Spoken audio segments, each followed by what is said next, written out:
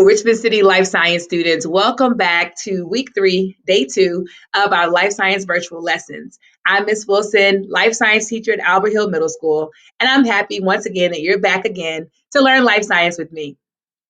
This week we are learning about LS7A and B, and we're going to go ahead and jump right on in. On Monday, on day 1, we talked about the 5 E's. We got engaged with LS7A and B, and then we also did a little bit of exploration. Today, we will do the explain and extend portion of this unit. So let's explain LS7A. But first, let's recap. On day 1, we took out our student workbooks. We typed in some things that we saw, we thought, and we wondered based on the 3 videos that we watched together, and also based upon our optional lab that hopefully you had an opportunity to do. So let's look at that now. Let's have it open.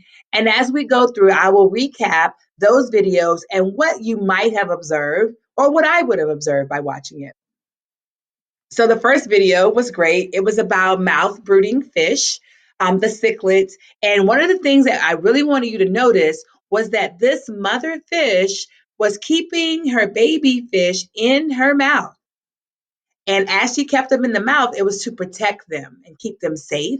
And during that time, she didn't eat herself. So it was really important for her to make sure they were safe. Okay. In the second video, our honeybees, we saw that there were different types of bees, worker bees, drones, queens, and they were all working together to take care of the needs of the entire beehive. Same species of animals working together in that hive. That's something that I wanted you to observe. In the third video, we had Titus the gorilla king, and Titus was being threatened by another male gorilla who was trying to encroach on his territory upon his family members, if you say. And so Titus had to show a little bit of authority, and he beat on his chest to let him know that it was really important to protect those who belonged to him or who were a part of his population. All right. So what do those things have in common? We're getting there. 2 other things that you saw on day 1 was this picture here of the lions in the field. And these lions are in what we call a pride. They live together, they work together. And then over here, you have these 4 wolves who are together on this cliff in what we would call a wolf pack. They live and they work together. Lions here, they're in the same species, working together. Wolves here, same species, living and working together. So, what do all of these different situations have in common? It is that these organisms are all part of populations. Okay, so LS7A and B is interactions in populations. How do organisms of the same species interact or affect each other within their ecosystem? All right, so to get started, we have to go back and look at some terms that we learned earlier this year, one of which was the term population. So in LS6, when we learned about ecosystems, you might have first started talking about this with your teacher. So let's talk about these biological levels and see what we remember. What we should know is that one living thing, like one honeybee, is called an organism. When we take several organisms of the same species that are living in an area together, we call that a population. So 4 honeybees makes a population of honeybees. If I add in populations of different species, so a population of honeybees, a population of these red flowers, a population of the white flowers, a population of the green flowers, so all the different populations of different species living in one area, that is called a community. It is all of the living things in that area. And then we have an ecosystem. An ecosystem is made up of all the different communities, all of the living things, all the different living species, and combine that with the non-living things, like this gazebo, which is not a lot. Okay, there are also some rocks and things that are there, the air that's around it. So you're combining the living things, the communities, with the non-living parts, and then together that makes an ecosystem. So that is a very quick review of the biological levels. Now, we have to know what a population is to really understand this unit. So we're going to go and watch a brain pop video on ecosystems to make sure that we understand, once again, what is a population, what is a community, what is an ecosystem, and what's an organism. All right, so I'm turning in my workbook to day 2, and I'm going to pull up my populations brain pop worksheet. And I can see here on this worksheet, it gives me the information to log into BrainPop, RPS LifeSci for me to use, and then also use the video that we're using right now along with the BrainPop.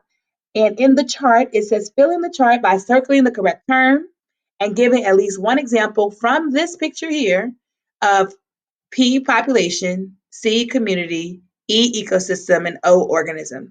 So the light blue parts of the chart are the ones that you're going to be typing in or working in. So before we get started on that, we're going to go ahead and watch the video, and then we'll come back to the worksheet. So we're going to look at this Brain Pop Ecosystems video. And I am going to zoom in, full screen, and push play, and see Tim and Moby. Okay, we've passed that cactus 3 times now. It is the same cactus. We're going in circles. Let me see the map. Dear Tim and Moby, what is an ecosystem? From Georgiana. Well, this desert is an ecosystem. It's made up of living and non-living things that interact with each other. Lots of times, ecosystems are categorized by the amount of rainfall and sunlight they get and the condition of the soil. Deserts don't get much rain, so they have very little water. Plants and animals that live in the desert have to be able to survive without water for long periods.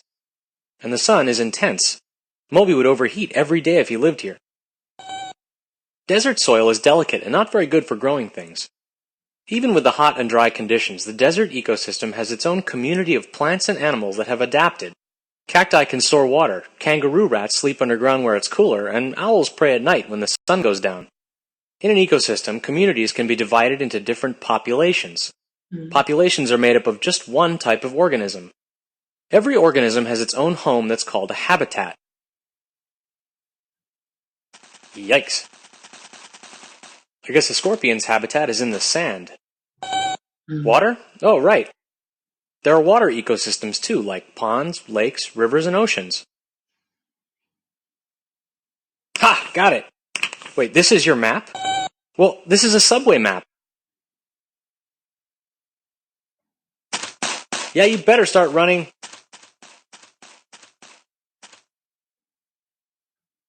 Hey, wait up! All right, so that was the video with Tim and Moby. Now we're going to go back to our life science workbook, and we're looking at the populations brain pop worksheet. Okay, so let's look at the questions that they gave us here. It says, circle 1, P is for population, C is community, E is ecosystem, and O is organism. All of the living and non-living things in an environment. So you would look over here, choose which letter it is.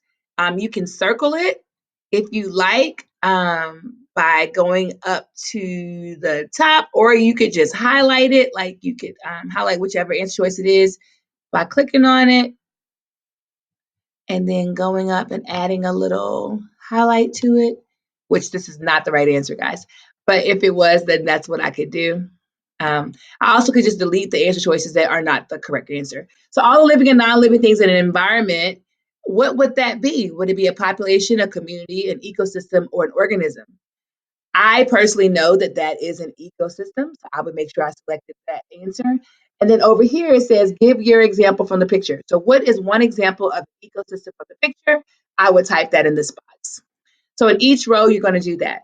So this says one living thing. What would that be? Organisms of the same species living together. What would that be? Two or more different species that interact together. What would that be? And then you scroll down, and there's another chart that goes with this where you have the same choices: population, community, ecosystem, and organism. And you're going to identify which one of these each statement is. Okay, so that is your assignment that you're going to do. You might need to go back and watch the video or push rewind to the slide before this in the show if that helps you. All right, moving forward. Needs of organisms. So a need is something that an organism has to have in order to survive. It is normally things that the organism needs to carry out life processes like respiration and photosynthesis, essential things. And if they don't have enough, either the organism will die or it won't grow properly. Also, too much of a need can be just as bad as too little. So here we have examples of things that animals need to survive: food, water, air, like gases, like oxygen, shelter and space. Or plant needs are here: light or an energy source, air in the form of carbon dioxide, water, and nutrients. So here's my example of too much being just as bad as too little. If you water a plant every day of the week, and you put a whole cup of water on it every day, what is the plant going to do? It's probably going to die. Yeah.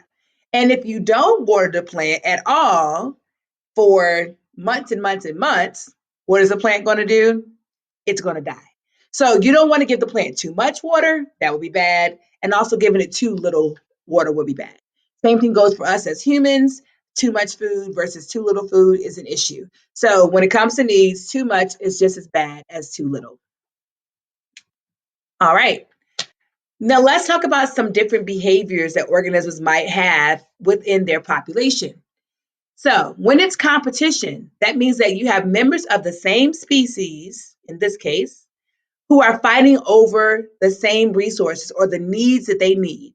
So they might be fighting over food, might be fighting over mates, or they might be fighting over a habitat. Okay. So in this picture, we have our example of two male bulls who might fight over a female because that is something that they need to procreate and continue existing. Also, you might have two prides of lions that both eat wildebeest. They might have to fight each other to get those wildebeest. That is called competition. Cooperation means that organisms are working together or sharing resources. So things they may work together to get might be food, or it might be to keep their habitat. Here we have our pride of lions. Here again, a pride of lions will hunt together to get food and they'll share that with each other. A pride of lions also will have their territory that they're going to protect, so they have enough food to eat together. Over here to the right, you also see honeybees that cooperate with each other to make sure that they have enough food, they have somewhere to live, they are working together to get their resources, called cooperation. All right. Anytime you have organisms of the same species or organisms of a population who are working together, that population is called a society. All right. So we have a human society that we make up when we work together. And then also honeybees in a hive make their own honeybee society. They work together to get the needs met for everyone who's there. And that is what makes a society. Within a society, living things are going to interact together. They're going to affect each other. And we call those interactions social behaviors. So, social behaviors can be inherited, which means you're born knowing how to do it, knowing that you need to do it, or they can be learned behaviors, which means you watch your parents, you watch other people, and you pick up on those skills. So, we already said this here: organisms interacting together in their society. And we have three main social behaviors that we'll talk about in this video. So one of them is called courtship and mating. This is basically an inherited behavior, and I'll give you an example of it right here.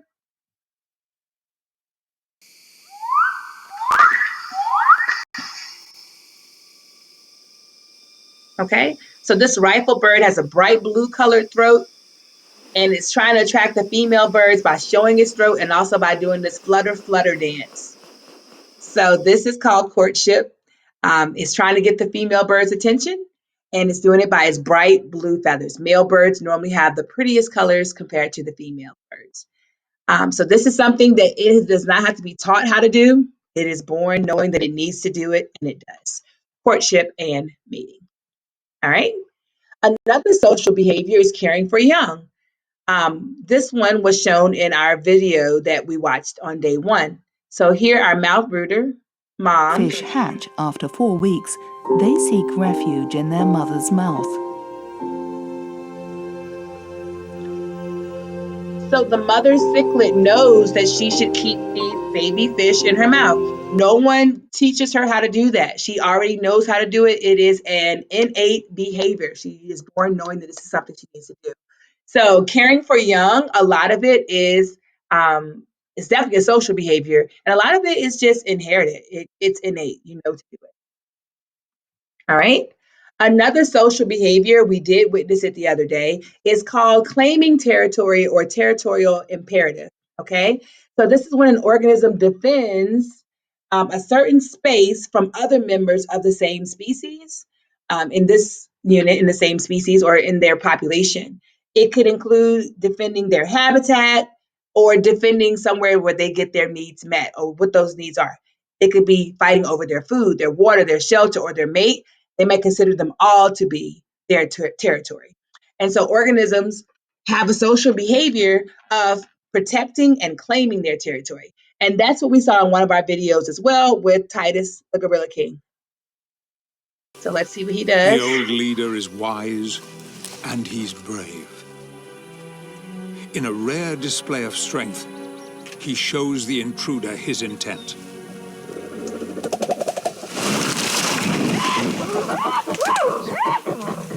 So Titus is defending, claiming his territory in this video by beating on his chest and approaching the other male gorilla.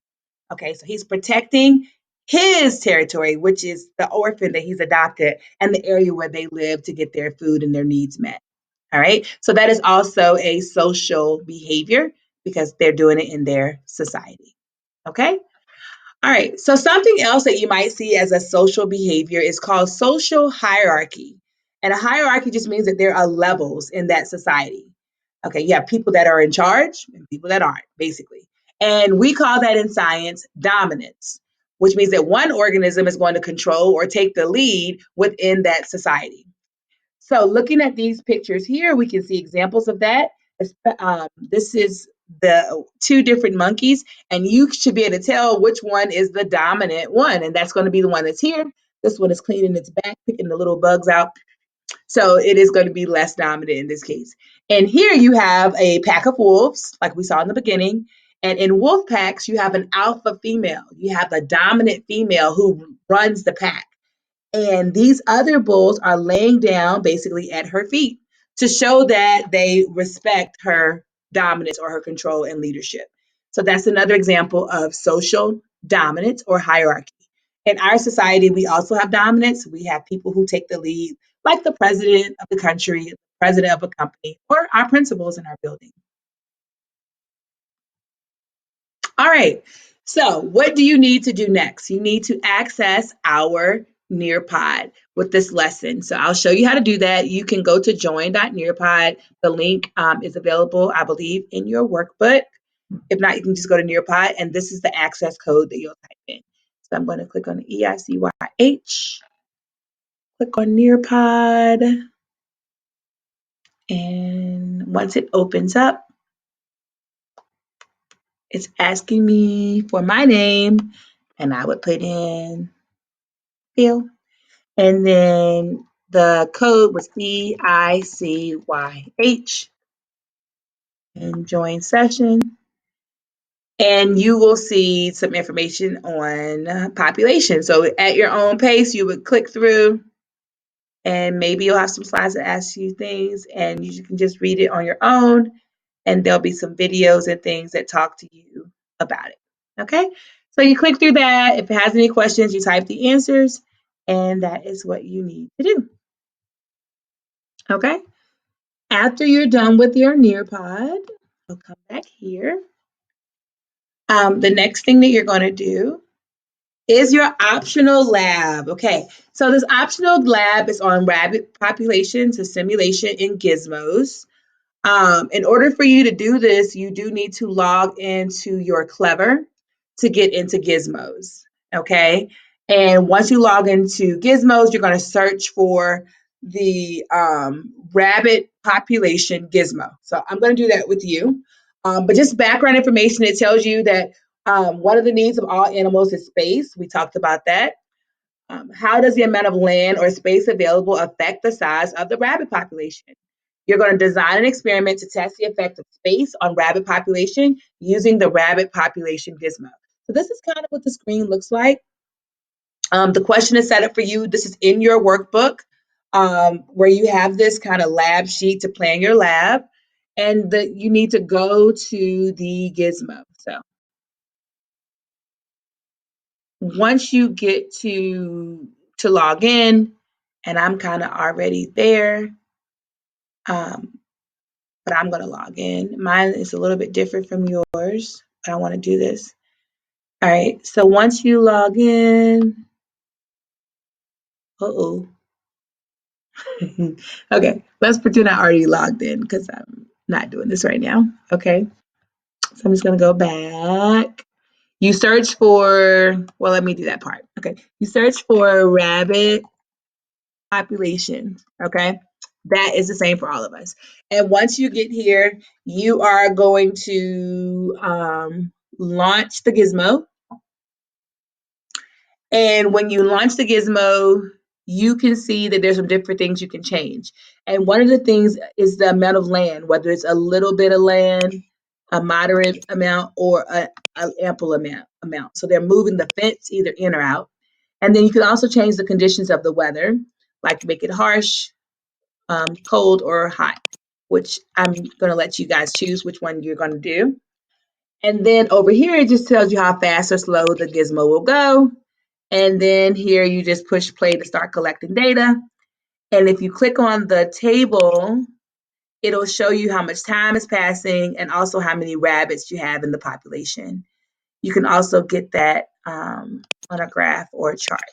Okay. All right. So it's probably easier to see the numbers from the table. And I'm going to just push pause for a second as the seasons go on. Okay, so this is the simulation. You get your data, and then you also can change the amount of land, and you can go back and just restart it, collect more data. Okay, so that's how that works. All right, so back to our science workbook. Okay, day 3, we're in our workbook. Sorry, day 2, we're in our workbook, and it says variables. What will you change in your experiment? So we already said what we're trying to find out. How does the amount of land or space available affect the size of the rabbit population? What will you change in your gizmo to find that out? Then the dependent variable, what results are you going to measure? What are you looking for based on our question? And then what are some things that you're going to be keeping the same in the gizmo to make sure it's a good experiment? And that's what you're going to type here. Remember, the light blue boxes are where you type. Then you need to come up with your hypothesis. What will happen if you change the independent variable? What's going to happen to the dependent variable?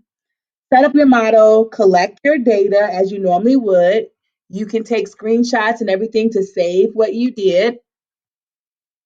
And then you're going to do the CER part. You're going to analyze what you have. So what is your claim? What do you think is the answer to the question? How does the amount of land or space available affect the size of the rabbit population? Do you think it'll make it smaller or make it larger? What do you think? You type that in the blue box here. Then what evidence did you find to support your claim? You could go on the internet, you could search, you could look at the notes that you took, and you could say, what evidence do you have that whatever you think is accurate? And then evidence part 2, you're going to put in your screen grabs, all those things that you got in. And what from your notes, what from your screen grabs, from your experiment shows you that your claim is correct or incorrect? What's there? And then you're going to reason on it, and that's going to be in your last box. You're going to type up, how do we know that this is true? Okay, what is your claim effective? Scientifically, how can you explain your claim based on the evidence that you've collected? Okay, is it valid?